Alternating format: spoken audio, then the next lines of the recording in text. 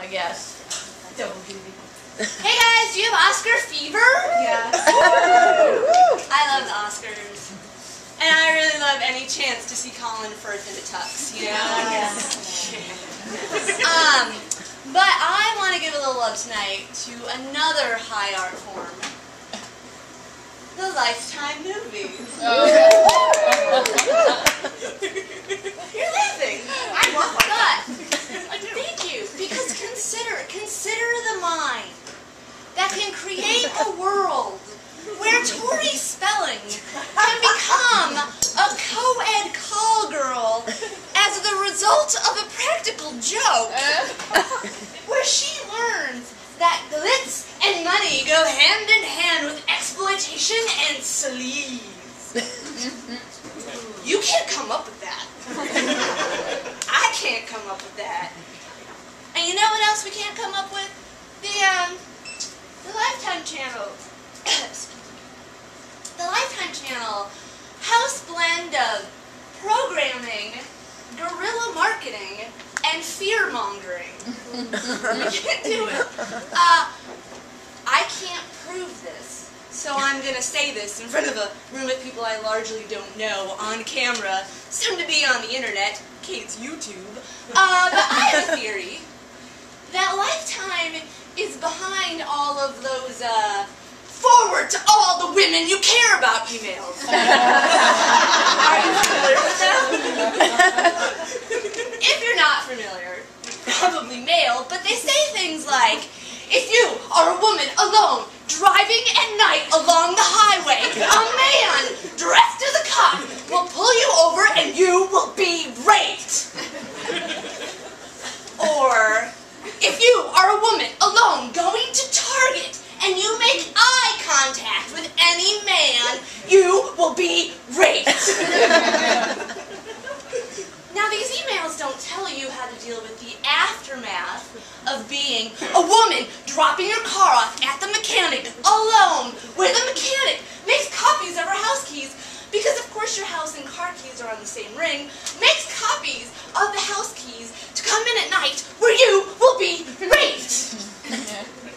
That is when you need the empathetic guidance of Meredith Baxter Burney and Valerie Burtonelli. But listen to the way that Lifetime can take a seed of fear and grow it, nurture it into a tree of horror. This is the actual programming lineup. The actual movie descriptions of the evening leading up to the newest jewel in Lifetime's Women as Victims crown. First we have Fatal Dance. Anne Heche and Eric Roberts. I think they're pulling the big guns out a bit early here, but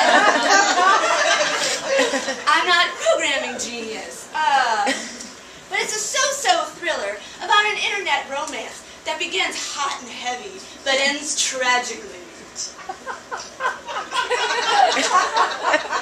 With Anne Heche sobbing into a jug of Carlos Rossi, because that's the tragedy that all my hot and heavy romances end in. Selling Innocence, Mimi Rogers. Now this one has almost everything. Single mom, would-be teen model, sexually provocative photos, promise of stardom. But do we honestly really need the first Mrs. Austin Powers and Tom Cruise slumming it in a spotty script to teach us that no good comes of teen modeling? We've all seen TMZ. Personal Indiscretions, Costas Mandylor, and Janine Turner. Because Lifetime is where the 90s go to die, a woman trapped in an unsatisfying marriage starts an internet romance that turns deadly. It doesn't just end tragically, but deadly for a bored housewife. So think twice before you're cyber unfaithful. Target demographic of Lifetime. The this one because the story is the star.